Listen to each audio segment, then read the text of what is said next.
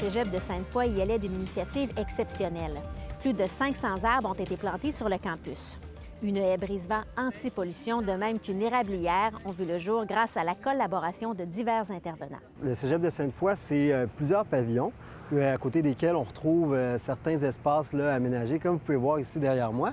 Mais un des éléments qui est vraiment particulier au Cégep, c'est qu'on retrouve un grand nombre d'espaces de stationnement. Donc, pour chacun des pavillons, on a une grande marée de voitures en raison du grand nombre de stationnements qu'on a autour. Donc, en raison de cette situation-là, le Cégep a décidé de contrer le phénomène d'îlot de chaleur urbain qui était occasionné par cette grande superficie-là d'espace qui est dite en fait imperméable. Donc, on a élaboré différents projets pour venir jouer sur les températures ambiantes en période estivale. En plus, le Cégep est dans un secteur qui est fortement urbanisé et il est entouré par des rues qui sont très passantes, des camions de gros gabarits qui passent et ça avait ça aussi un effet sur les températures ambiantes en période estivale. Donc, on a décidé de faire un premier projet, une haie brise-vent en bordure de l'autoroute Robert-Bourassa à l'extrémité ouest de notre campus. L'idée de la haie brise-vent, en plus, c'est parce que le Cégep étant en proximité de l'autoroute Robert-Bourassa, on sait que le déplacement des véhicules va avoir un enjeu sur la quantité de polluants dans l'air. Donc, la haie brise-vent avait aussi comme objectif de venir bloquer la quantité de polluants atmosphériques qui allaient venir sur le campus. Et d'un autre côté, avec les arbres qui viennent projeter de l'ombre sur les nombreux stationnements qu'on a ici, bien, ça vient aider pour le phénomène d'îlot de chaleur urbain. Ici, on le voit bien, on a deux rangées d'arbres qui ont été plantées. On a les peupliers à l'arrière, puis les cèdres à l'avant. Donc, c'est 70 peupliers qui ont été plantés, puis 160 cèdres. Donc, on a un total là, de 230 arbres quand même qui viennent former notre haie. Puis, l'idée d'avoir aussi deux essences comme ça, c'est qu'en ayant des cèdres, l'objectif, c'est qu'elles rendu à une certaine hauteur, ils viennent aussi bloquer le bruit qu'on a. Oui, parce que c'est très bruyant, là, on l'entend. Exactement. On a des difficultés à s'entendre en ce moment, mais les gens qui veulent utiliser les espaces extérieurs, donc ils viennent ici, ils vont marcher. Donc, on voulait aussi créer un environnement qui était un petit peu plus serein aussi. Il y a aussi un autre aspect qui est intéressant, c'est que l'ensemble du Cégep a été mis à contribution, l'expertise des gens de foresterie. En fait, c'est comme un laboratoire, ce projet-là aussi. Bien, exactement. Donc, les haies brise-vent, c'est connu, c'est utilisé en milieu agricole, mais l'utiliser dans un milieu qui est fortement urbanisé, bien, c'est quand même une première. Donc, l'idée, c'est, on a eu recours à l'expertise interne. On avait des enseignants en biologie, en foresterie, par exemple, qui sont venus conseiller sur les essences à utiliser. Puis, on a aussi beaucoup de gens qui ont vraiment mis la main à la pâte.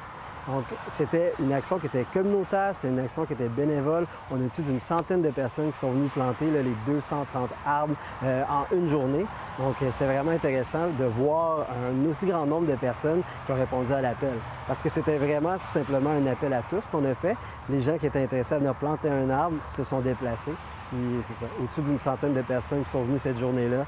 Donc, on était très contents du résultat. Et les experts vont continuer de les surveiller, là, ces arbres-là, hein? Exactement. Donc, étant donné que c'est un milieu qui n'est pas forcément adapté pour les plantations, bien, on doit faire un suivi continu, l'évaluation de l'état des arbres. On doit faire attention parce qu'on sait qu'il y a du sel qui est utilisé sur nos routes. Puis, étant donné que les camions, il y a du sel, il y a de la neige qui vient se mélanger sur le sol où nos arbres sont plantés. Donc, c'est un suivi régulier qui doit être fait, mais on est chanceux, comme on disait, on a l'expertise à l'interne aussi là, pour nous aider. Il y a ce projet-là qui est super intéressant, mais vous avez un autre projet là, qui implique la plantation de plusieurs arbres. Exactement. En fait, on a décidé de faire le démarrage d'une érablière en milieu urbain. Donc, on a planté encore là au-dessus de 320 arbres sur le campus pour les mêmes raisons que la haie brise-vent. Donc, on voulait venir atténuer le phénomène d'îlot de chaleur urbain sur le campus. Donc, pour ça, on a décidé qu'on allait utiliser les arbres.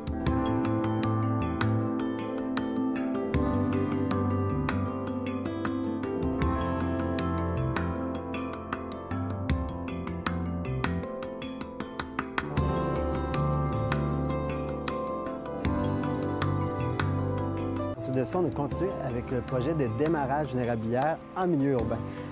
On a fait une première plantation ici d'une trentaine d'arbres, comme on peut le voir juste ici. Et ensuite de ça, on a continué dans la pente qui est devant moi. Ici, on a planté plus de 300 arbres.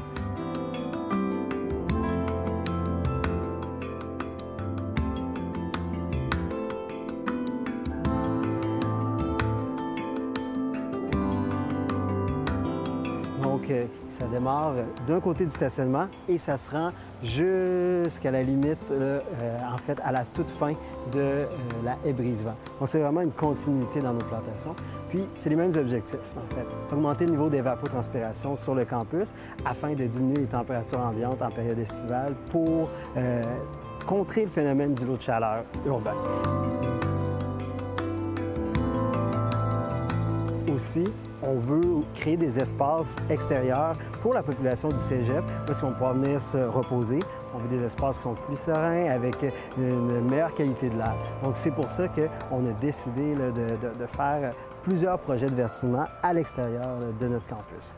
On trouvait important de leur offrir un environnement qui est sain, qui est favorable à la santé, à l'extérieur aussi de leurs bureaux ou des salles de classe. Merci beaucoup, Bonaventure. Merci beaucoup à vous. On a fait une haie, on a planté une érablière, plusieurs arbres. C'est le genre d'initiative qui vous plaît, ça, comme cardiologue? Oui, mais ça vient des jeunes. C'est toujours les jeunes qui vont changer les affaires. On dit toujours les jeunes sont paresseux, ils n'ont pas d'idée. Quand tu étais une vieille génération, tu penses toujours... Mais les jeunes, là, ça vient de là. 200 peupliers sur le bord de l'autoroute, là, qui fait du bruit puis qui pollue, là, ça va avoir un impact. 300 érables, ça va avoir un impact incroyable. Ils font bien ce qu'ils veulent, ils font du sirop, ils font apprendre n'importe quoi. C'est pas grave. L'îlot de chaleur qui est leur stationnement va être transformé. Et les gens, au lieu d'étudier dans leur air climatisé, dans leur sous-sol au cégep, vont aller étudier dehors. Puis ils vont aller apprendre. Ça va faciliter l'apprentissage. C'est plus fun d'être à côté sur un arbre puis apprendre des affaires que d'être dans une bibliothèque climatisée où ce qui fait noir. Parce qu'on le voit bien ici, vous l'avez dit, c'est un îlot de chaleur. Il faut faire quelque chose. Bien, il faut faire quelque chose. Mais c'est partout comme ça dans les grandes villes. Alors, il faut les identifier et c'est pas grand-chose. Il s'agit juste de le vouloir et de le faire. Parce que l'aménagement des villes permet aux gens de ne pas ou d'être actifs. Première des choses. Il n'y a pas une pilule qui vaut l'activité physique. Alors, si les gens ne peuvent pas être actifs parce que l'aménagement n'est pas bénéfique à l'activité, bien, les gens sont sédentaires. S'ils sont sédentaires, ils sont diabétiques, hypertendus, apnée du sommeil, cardiaque.